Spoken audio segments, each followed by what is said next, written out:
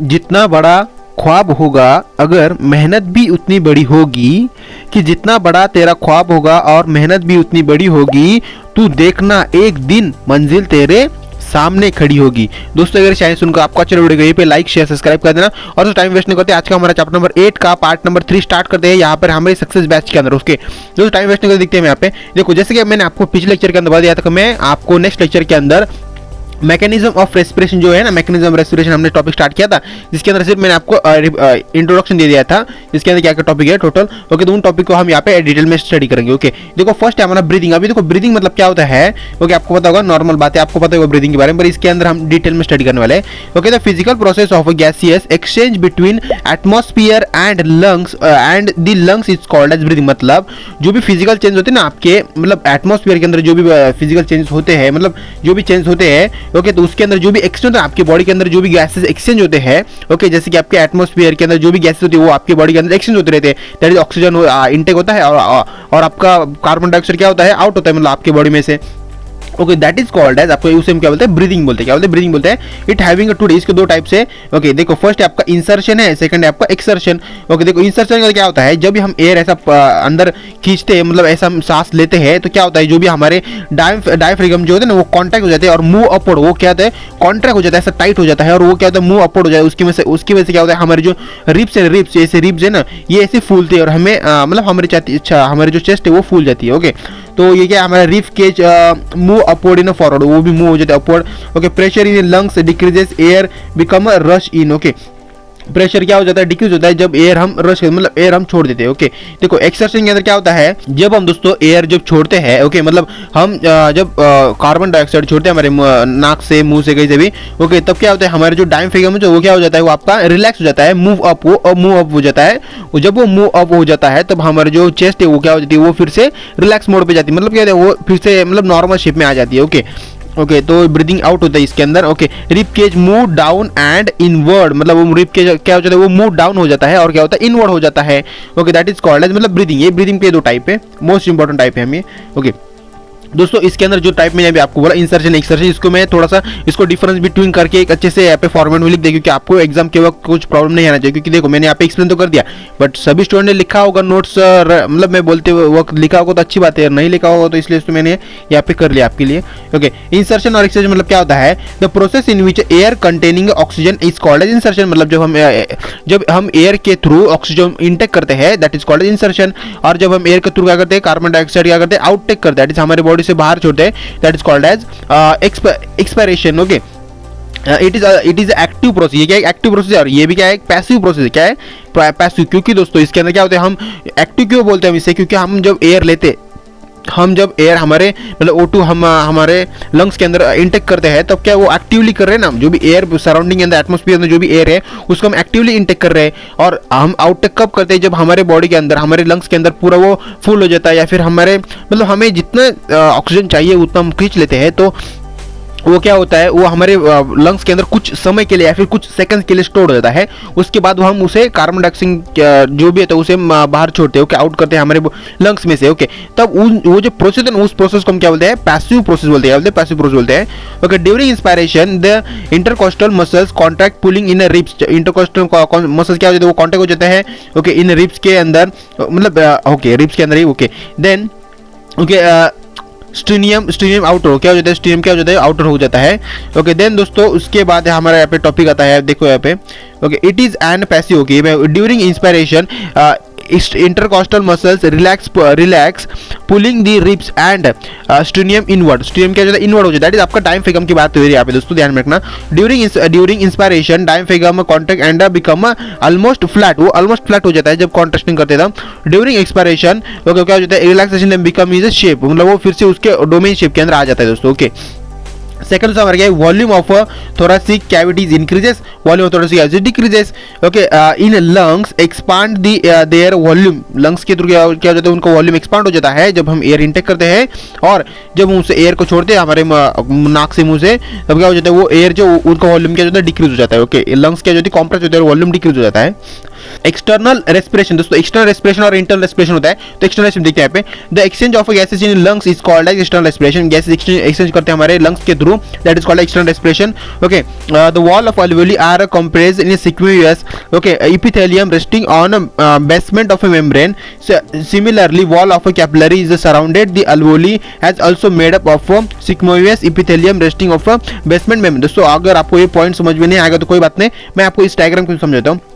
देखो क्या होता है, जब हम सांस लेते हैं तो क्या होता है हमारे बॉडी के अंदर, देखो ये O2 यहाँ से एंटर हो रहा है, यहाँ से एंटर होता है, ये दोस्तों यहाँ पे oxygen diffuse into the red blood से, जो रेड ब्लड सेल्स वो करते हैं ऑक्सीजन को डिफ्यूज करते हैं सरफेस फ्लूइड यहाँ पे। ओके, सब कुछ देखो, रेस्पिरेटरी मेम्ब्रेन है, अल्वेलर मेम्ब्रेन है, ओके, और यहाँ पे कैपिलरीज, ये सब कुछ क्या करते हैं ऑक्सीजन को डिफ्यूज करते हैं, मतलब क्या करते हैं ऑक्सीजन को हमारे ब्लड स्ट्रीम के अंदर क्या होता है वो मतलब ऐसा फैल जाता है, तभी हमारे बॉडी के अंदर ब्लड फ्लो अच्छे से होता है, ओके, रेगुलेटली होता है। और दोस्तों कार्बन डाइऑक्साइड अंदर क्या होता है, जब हम कार्बन डाइऑक्साइड बाहर छोड़ते हैं एयर के थ्रू, दोस्तों क्या होता है carbon dioxide diffuse into the alveoli। Okay, alveoli के अंदर क्या होता है कार्बन डाइऑक्साइड डिफ्यूज हो जाता है, जिसकी वजह से क्या होता है मतलब हमारे बॉडी के अंदर से हम उसे जल्दी से बाहर छोड़ पाते हैं, दैट इज alveolus बोलते हैं। देखो ये alveolus है ये।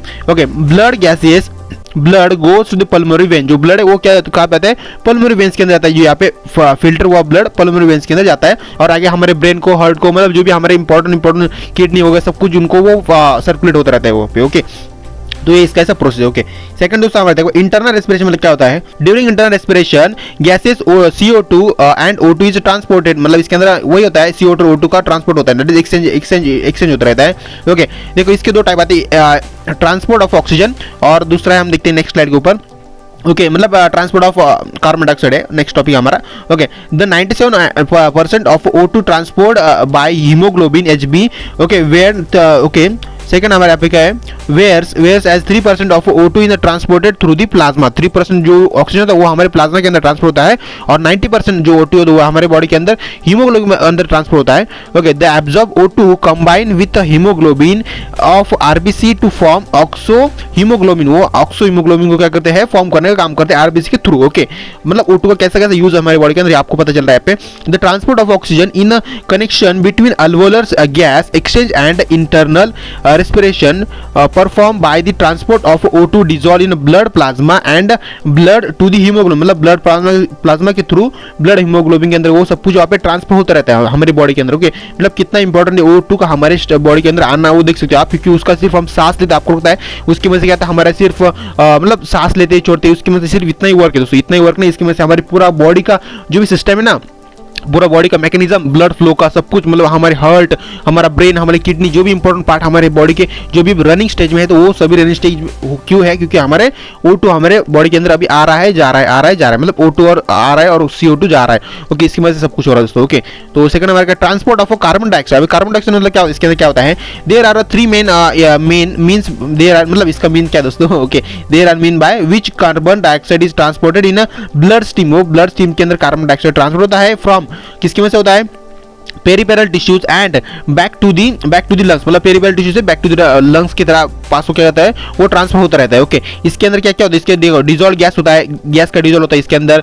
ओके, बाइकार्बोनेट होता है कार्बन, ओके, कार्बिनो हीमोग्लोबिन होता है बाउंड टू दी हीमोग्लोबिन, मतलब कार्बिनो हीमोग्लोबिन जो है वो बाउंड हो जाता है टू दी हीमोग्लोबिन के पास, मतलब क्या होता है अदर प्रोटीन्स के साथ ऐसा वो उनका बाउंडिंग होता रहता है। ओके, देखो इसके अंदर ये ना ट्रांसपोर्ट ऑफ कार्बन डाइऑक्साइड, इसके अंदर मोस्ट इंपॉर्टेंट जो भी आपके मतलब पॉइंट है दोस्तों वो है आपका बाइकार्बोनेट। ओके, बाइकार्बोनेट बहुत इंपॉर्टेंट है, देखो मैंने इसे लिख भी दिया यहाँ पे, देखो the bicarbonate is the most common और इंपॉर्टेंट भी लिखना था मुझे यहाँ पे, मेथड ऑफ ट्रांसपोर्टेशन। ओके, बहुत इंपॉर्टेंट ट्रांसपोर्टेशन मेथड है। Okay, bicarbonate.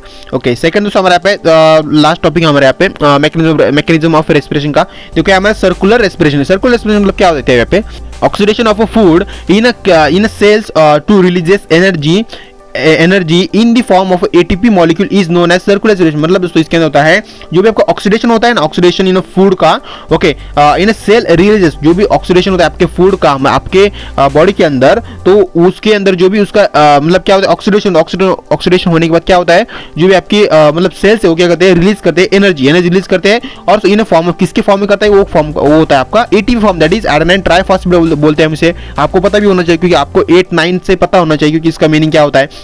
ओके नहीं पता है तो अभी आप टेक्स्ट बुक रीड करो या फिर आप गूगल पे सर्च कर सकते हो। Is known as circular space, मतलब इसके अंदर सर्कुलरली ये सब कुछ प्रोसेस होती रहती है। ओके मतलब ये जो प्रोसेस है इसके अंदर हमारे फूड से रिलेटेड है। हम जब हम फूड खाते हैं तो हमारे फूड के साथ ऑक्सीजन भी इंटेक होता है, तो उसकी वजह से क्या होता है हमारे बॉडी के अंदर वो क्या होता है पचता है, दैट इज वो क्या होता है डाइजेस्ट होता है। ओके डाइजेस्ट होता है, डाइजेस्ट होने की वजह से क्या होता है वो हमारे बॉडी के अंदर एनर्जी फॉर्म कर पाता है दोस्तों। Okay it take place in 2 step, इसके 2 स्टेप से कौन कौन देखते हैं पे देखो। फर्स्ट है आपका ऑक्सीडेशन और सेकंड है आपका रिडक्शन होना चाहिए आई थिंक। नहीं सेकंड है हमारा फॉस्फोरेशन। ओके क्या है फॉस्फोरिलेशन है, देखो ऑक्सीडेशन में क्या होता है breakdown of a complex organic molecule into simple organic inorganic molecule, मतलब जो भी आपके ऑर्गेनिक मॉलिक्यूल है ना वो आपके सिंपल इनऑर्गेनिक मॉलिक्यूल के अंदर क्या होता है ब्रेकडाउन होता है with releases the heat energy, मतलब हीट एनर्जी के थ्रू वो रिलीज होते हैं, दैट इज कॉल्ड ऑक्सीडेशन। मतलब दोस्तों देखो आप इसका एक फॉर्मूला दिया यहाँ पे, केमिकल फॉर्मूला आप देख सकते हो यहाँ पे, ऐसा फॉर्मूला इसका। ओके दोस्तों आपको क्लियर होगा ऑक्सीडेशन मतलब क्या होता है, जिसके अंदर हम जो भी ब्रेकडाउन होता है मॉलिक्यूल्स का, जिसकी वजह से क्या होता है हमारी बॉडी के अंदर एनर्जी फॉर्म होती है। सेकंड दोस्तों हमारे यहाँ पे फॉस्फोरिलेशन मतलब क्या होता है दोस्तों, यहाँ पे लास्ट टॉपिक हमारा। Okay the heat energy is use in a form of ATP molecule during the phosphorylation, मतलब हीट एनर्जी क्या होती है आपकी एटीपी मॉलिक्यूल्स के थ्रू क्या होती है, मतलब यूज होती है एटीपी मॉलिक्यूल्स के अंदर, मतलब आपकी एनर्जी फॉर्म करने के लिए इन ड्यूरिंग फॉस्फोरिलेशन के work. Okay this ATP molecule are used by the cell for different cellular activities like आपका ATP molecules are is called energy currency of the cells, मतलब हाँ आपके जो सेल्स है दोस्तों आपकी बॉडी के अंदर वो एनर्जी करेंसी कैसे कह सकते हैं उसे, क्योंकि दोस्तों वो जो सेल्स होते हैं वो आपकी बॉडी की अंदर एनर्जी स्टोर करते हैं और आपकी बॉडी की जब भी आपको यूज होता है तब आप उसे यूज करते रहते हैं दोस्तों। Okay that is phosphorylation. Okay मतलब ये सब कुछ फॉस्फोरिलेशन के अंदर ये सब कुछ प्रोसेस होती है दोस्तों। ओके तो उसका यहाँ पे फॉर्मूला आप फॉर्मूला भी देख सकते हो यहाँ पे। और आई होप दोस्तों आपको ये वीडियो अच्छा, वीडियो को लाइक शेयर सब्सक्राइब कर देना। और बाय फ्रेंड्स, मिलते हैं डायरेक्टली इस वीडियो के डायरेक्ट पार्ट नंबर 4 के अंदर इस चैप्टर के। Okay bye friends.